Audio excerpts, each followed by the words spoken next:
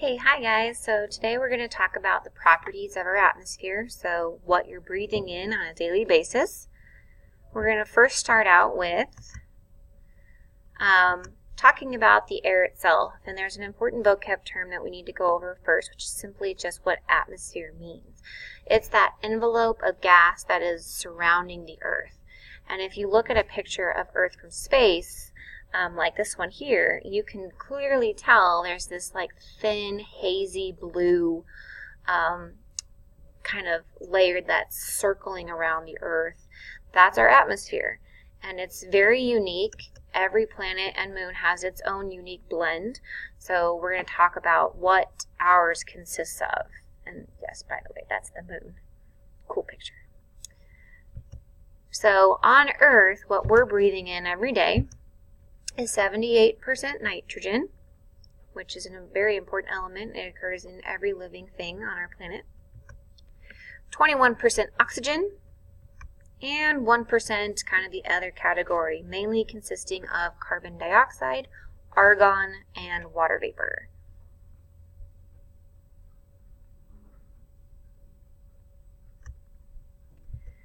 But the atmosphere does not just contain gases.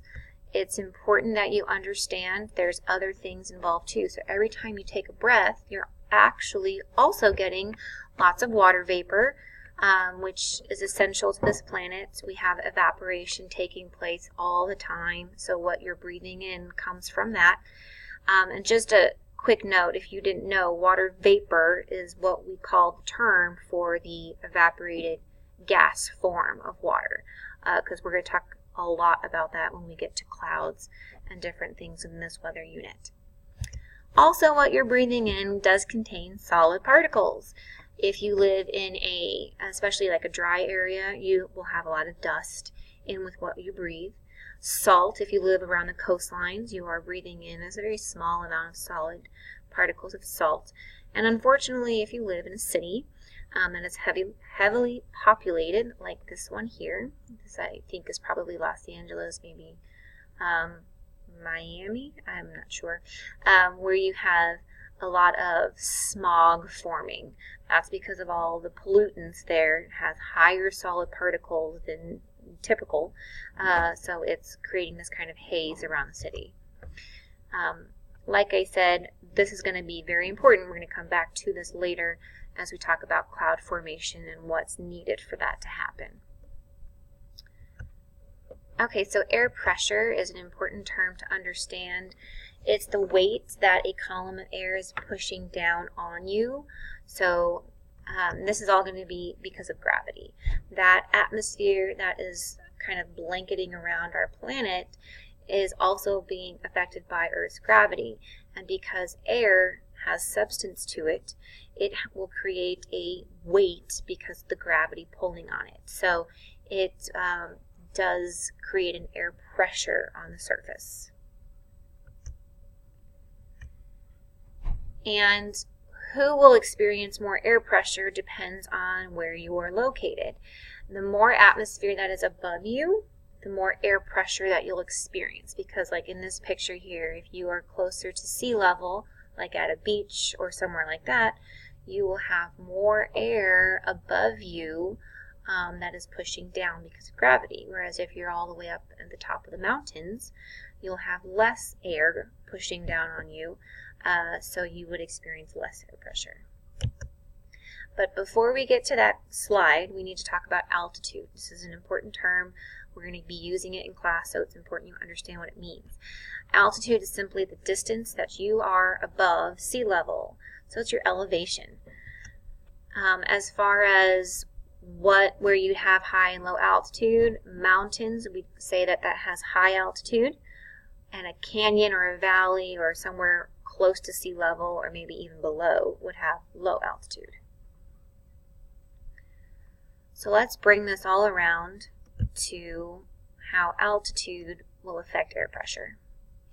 So the higher your altitude, again up in the mountains, the less atmosphere that you have pushing down on you.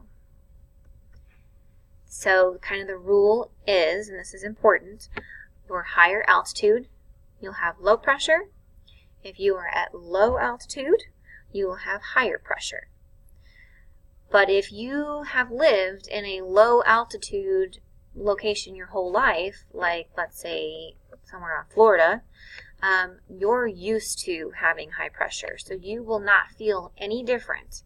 Whereas if you grew up in Denver, you're used to that high altitude, low pressure, and it won't feel at all different to you, unless you change your location. So if you go on a vacation or on a road trip and you start to feel your ears popping, that's because that's your body's way of letting you know you are experiencing different pressure. Your air pressure is changing and your body does not like it because your body is used to, like here, we're used to DeSoto air pressure.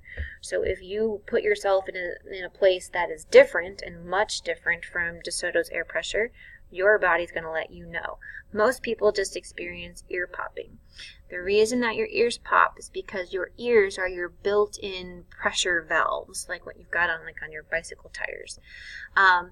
When you chew gum or you release some pressure in your jaw, that opens up your eardrum. That will help stabilize and release the extra or the different pressures that are going on so it can stabilize with whatever situation you're at. So if you do go up, like let's say you are on an airplane and your ears are popping, that's why they tell you to like chew gum or eat something so that your jaw muscles will help release the tension in your ears to help you stabilize. Also, if you've been to the mountains, you might experience mountain sickness, which is just altitude sickness. Again, it will pass once your body becomes used to your different pressure. But once you leave and come back home, now you're back in a different air pressure and your body's going to have to go through that whole process again. No fun. Okay, so measuring air pressure. There's an instrument you need to know. It's called a barometer. This is what we use to measure air pressure.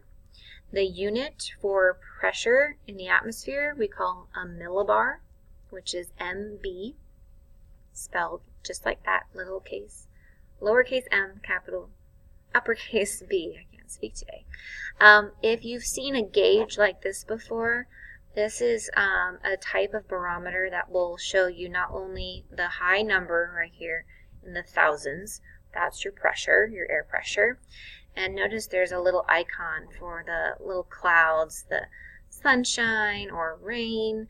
That's because, and we'll talk about this all later, what's going on outside with the weather is associated with pressure. So we'll get to that later. I just wanted you to know that a barometer is what we use to detect the differences in air pressure. Okay, and last up is air density. So again, going back to that low and high altitude. If you are at a low altitude, remember that means you have more atmosphere pushing down on you, and that air has mass. That means the closer you are to the Earth's surface, the more dense that air is that you are breathing in. You are getting a lot more dense air. Whereas if you are up in the mountains, let's say you're higher up in the atmosphere, you will have thinner air. So if you've ever heard that someone said the air up in the mountains is really thin, the reason for that is because you have the weight of that is less on top of you up on the mountains because you have less atmosphere pushing down. So what you're breathing in has less substance to it than what you would be breathing in at the bottom of, say, like the Grand Canyon.